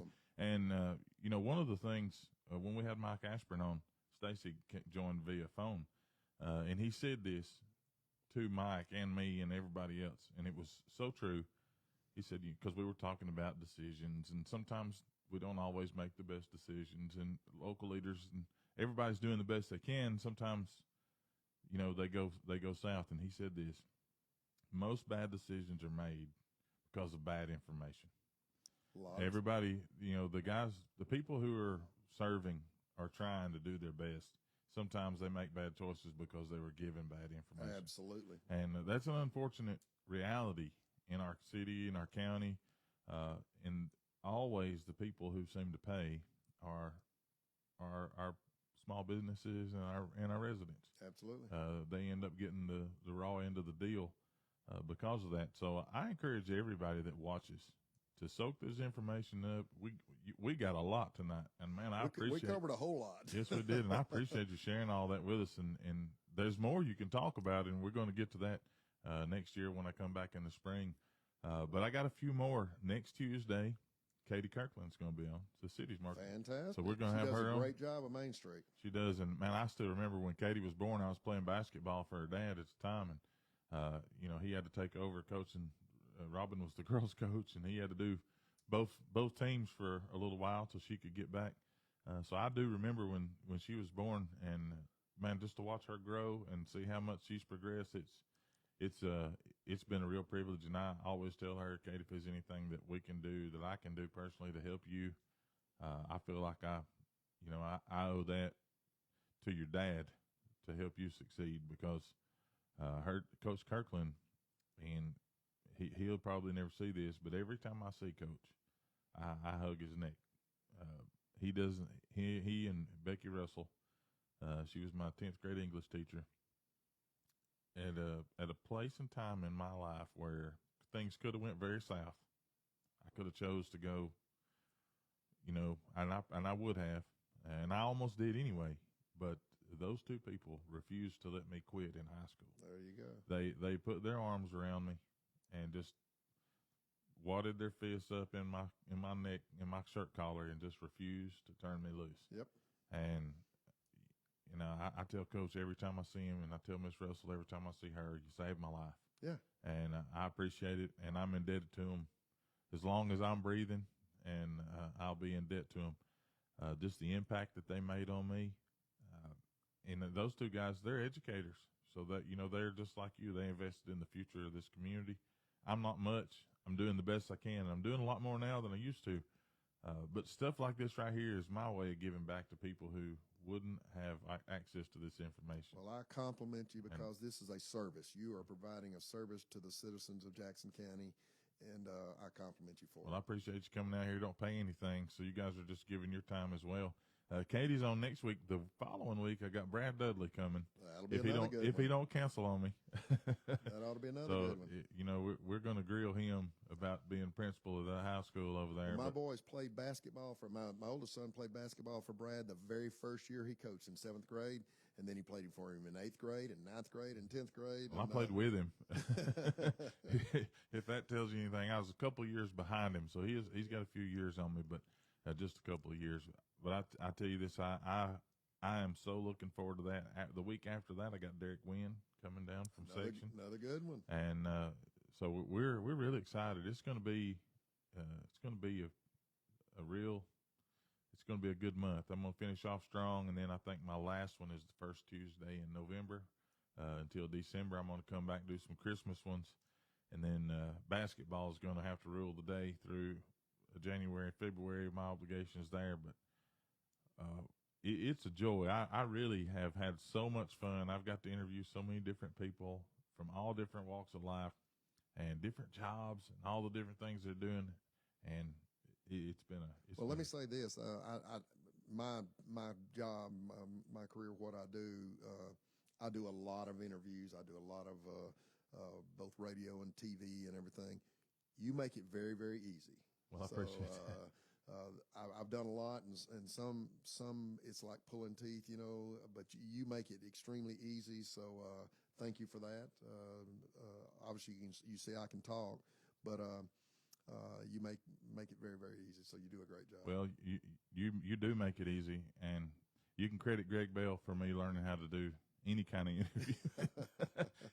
He does a good job. Yes, he does. I watched him do it for years and years and years. I listened to him as he does things similar to this on the radio. Yep. I've been trying to get him to do this, and I may force him to do some of it this year just to dig it in there. But well, you'll have to do it earlier than this because he crawls out of bed at midnight almost. Yes, he was one of my very first guests on here too, and we had a lot of fun. We talked about a lot of different things. The radio business is just a hobby of mine. I wish I could afford to buy it. I'd buy it and let him work for me, but he. I'm just kidding, Greg. I mentioned that to him one time, and he said, "You know what? I think I'll just make your dreams come true today." There you go. But he never would make me a price, so he wasn't serious. Yeah. Well, guys, I appreciate it. Rick, I appreciate you so much. I look forward to maybe doing it again sometime, and maybe we can get Lydia and Martha and Debbie, some of those other guys have just a round table. That'd be a lot of fun. That would be fun. I'd have to get a bigger table, but it'd be a lot of fun. All you guys that watch and you've hung in here with us this far, I appreciate it. Like it. Remember to like, love, share. Don't put an angry face on there if you can help it. But if you do put an angry face on there, at least share it for us and get the word out to somebody else. Guys, thank you for joining us. Until next time, may the Lord bless you and keep you. May the Lord make his face to shine upon you and be gracious unto you. And may the Lord lift up his countenance upon you and give you peace. Until next time, I'm Pastor James Jeffrey. From me, from Rick Roden, from Mud Creek Baptist. We'll see you next time.